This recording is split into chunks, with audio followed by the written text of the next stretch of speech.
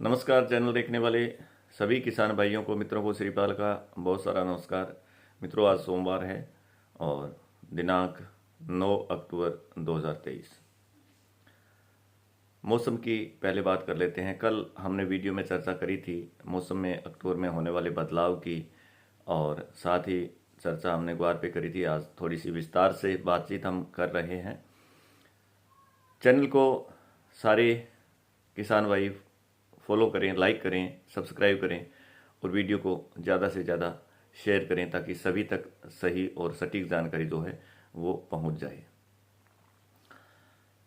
मौसम की पहले बात कर लेते हैं कि अब 15 अक्टूबर के बाद मौसम में एक बदलाव होने वाला है और उम्मीद कर सकते हैं कि राजस्थान के काफ़ी हिस्सों में बरसात की संभावना रहेगी। एक हल्का सा पश्चिमी विक्षोभ जो है वो आने की संभावना है, जिससे राजस्थान के गंगानगर, हनुमानगढ़, बीकानेर, जैसलमेर का कुछ हिस्सा और चूरू सहित मध्य राजस्थान में, उत्तर पश्चिमी राजस्थान में बारिश की एक्टिविटी रह सकती है। ऐसा पूर्वानुमान मौसम विभाग की एजेंसियों द्वारा बताया जा रहा है।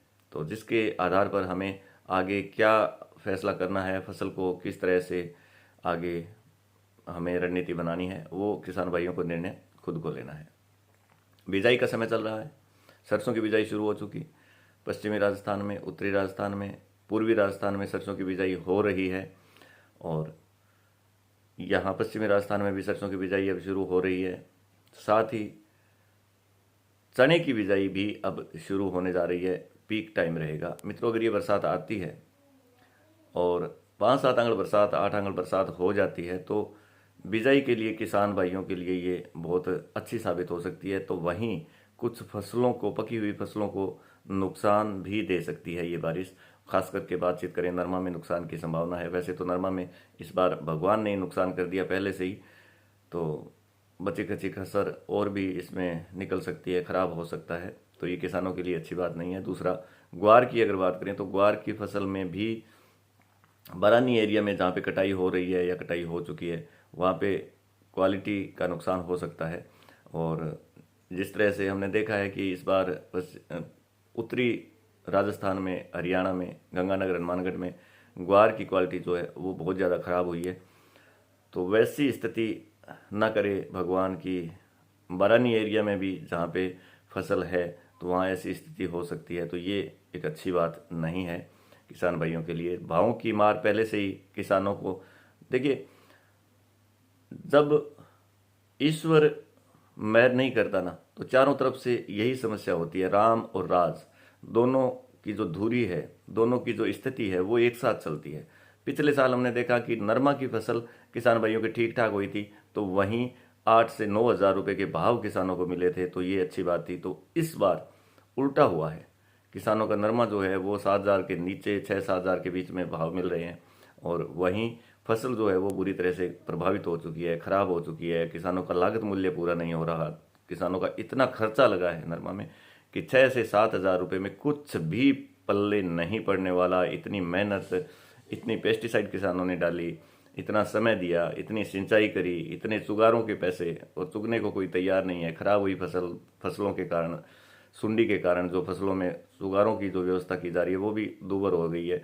तो ये एक बड़ा ही कठिन समय किसानों के लिए चल रहा है। मैं समझ सकता हूँ, हमारे दूसरे भाई भी समझ सकते हैं। कुछ साथियों को तकलीफ होती है किसानों के नाम से। किसानों को जब मुआवजे की बात होती है, सरकार से राहत की बात होती है, तो उनको तकलीफ होती है। तो ऐसा नहीं होना चाहिए, क्योंकि किसानों को हम अन्नदाता के रूप में जानते हैं। जैसे हमने पहले सेमिनार में भी बहुत सारे किसानों को बुलाया था, सम्मानित किया था, सम्मान दिया था, और वो वाकई सम्मान के लायक होते हैं हमारे किसान जो हैं। तो सरकार को मैं वीडियो के माध्यम से आग्रह करता हूँ कि किसानों पर ध्यान देना चाहिए और किसानों को कुछ न कुछ, किसी भी रूप में एक राहत जो है वो देनी चाहिए। तो ये बारिश के प्रभाव की हम बात कर रहे थे, चर्चा लंबी चल पड़ी। तो ग्वार में कुछ साथियों का ये मानना है कि फायदा हो सकता है। बिना सोचे समझे जो इस तरह की बातें डालते हैं तो उन पे ध्यान नहीं देना। ग्वार पकाव का समय आ गया है। अब जहाँ भी फसल खड़ी है, चाहे कोई भी एरिया हो, वहाँ पे फलियाँ बन चुकी है। नई फलियों का अब निर्माण नहीं हो सकता। बरसात क्या, अब आप पानी में डुबो के रखोगे तो भी कुछ फ़ायदा नहीं होने वाला, क्योंकि धरातल की जो सही बातें हैं वो मैं आपको बताने जा रहा हूँ। किसान भाइयों को पता है इस बात का। तो ये 15, 17, 18 के आसपास अगर बरसातें होती है तो इन अफवाहों पे ध्यान ना दें। लेकिन दिक्कत ये हो सकती है कि फसल थोड़ी लेट हो सकती है, ये बिल्कुल संभव है। फसल की क्वालिटी जो है वो ग्वार की खराब हो सकती है। तो किसानों को पहले से ग्वार के भाव भी इस बार सरकार ने एमएसपी घोषित कर नहीं रखी और चंद लोगों के हाथ में है, जैसा कि हम वीडियो में बार बार बोलते आ रहे हैं। और ज़बरदस्त मंदी ग्वार के भाव में आई है, तो किसानों को किसी भी रूप में कुछ मिलने वाला नहीं है, क्योंकि किसानों पे कोई ध्यान ही नहीं दे रहा। साथियों, 20 साल पहले जो भाव थे, 10 साल पहले जो भाव थे, वही भावों पे जितने भी कृषि के प्रोडक्ट है, जो फसलें हैं, वो वही भावों पर, उन्हीं भावों पर हिलोरे ले रही है। मूंगफली के भाव भी वही 5 से 6 हज़ार रुपये, ग्वार के भाव भी वही 5,000 रुपये के आसपास, नरमा के भाव वही 5-6 हज़ार रुपये, 7,000 रुपये के आसपास। एमएसपी बढ़ती है, लेकिन इतनी सी कि ऊँट के मुंह में जीरा, किसानों को कोई बड़ा फायदा नहीं हो रहा। आज से 10 साल पहले जो सरकारी कर्मचारियों की तनख्वाह आई, उससे तुलना करो ना आप, कितनी तनख्वाह थी। उम्मीद नहीं कर सकते, कल्पना नहीं कर सकते कि कितनी तनख्वाह बढ़ी है हर चीज़ की। डीजल की महंगाई देखो ना आप, आज से 15 साल पहले डीजल के क्या भाव थे और आज क्या भाव है। ट्रैक्टर किसान लेके आ रहा है, ट्रैक्टर की कीमत की तुलना करो ना आप, आज से 15 साल पहले ट्रैक्टर कितने रुपए में मिलता था और आज कितने में मिल रहा है। ट्राली की बात करो ना आप, संस की बात करो ना आप। तो क्यों किसानों की फसलें वही रेट पे वहीं खड़ी है। तो ये ध्यान देने योग्य बात है, सरकार को भी इस पे ध्यान देना चाहिए। किसानों को जब समृद्ध बनाना है, जब आमदनी बढ़ानी है, दुगनी 4 गुना 3 गुना करनी है, तो इन सारी चीज़ों पे ध्यान देना होगा।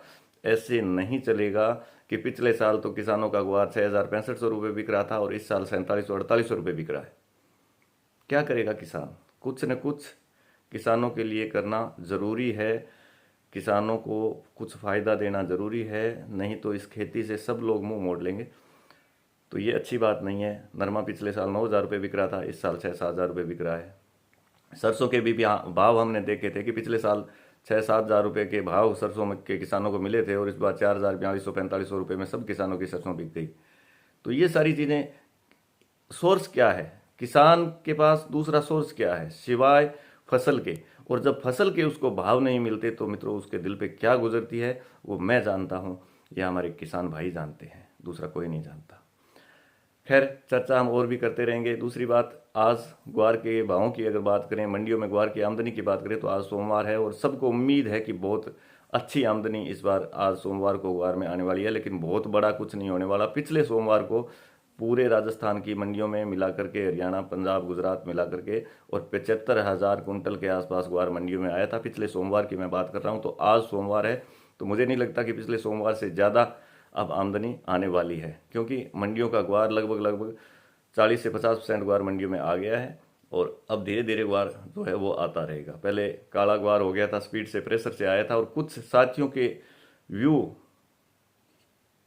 अंतर्राष्ट्रीय मामलों को लेकर के, कुछ साथियों के व्यू आ रहे हैं कि ग्वार में मंदी आएगी। इजराइल का कोई नाम ले रहा है, कोई सीरिया का नाम ले रहा है, कोई मिसाइलों का नाम ले रहा है। तो इजराइल, सीरिया की ये जो हरकतें, ये जो एक्टिविटी जो है वो बहुत पहले से चली आ रही है मित्रों, इससे घबराने की कोई बात नहीं है। और इन भावों की, ग्वार की मैं बात करूं तो यहाँ पे कोई दिक्कत नहीं है। किसान भाई जो रखना चाहते हैं वो रख सकते हैं, लेकिन मैं मजबूरी समझ सकता हूँ। किसानों की नरमा की फसल है नहीं, ग्वार बेचना जरूरी है। लेकिन फिर भी किसान भाइयों से यही आग्रह रहेगा कि अगर 1-2 महीना, 20 दिन, 15 दिन, जितना हो सके आप इंतज़ार करो, तो इन भावों से ग्वार मंदा नहीं जाने की उम्मीद है। ऊपर में पिछले साल जैसे वापस भाव मिलने की पूरी संभावना रहेगी। बाकी भाव और भावी ईश्वर के हाथ। आप सभी को वंदे मातरम, जय हिंद।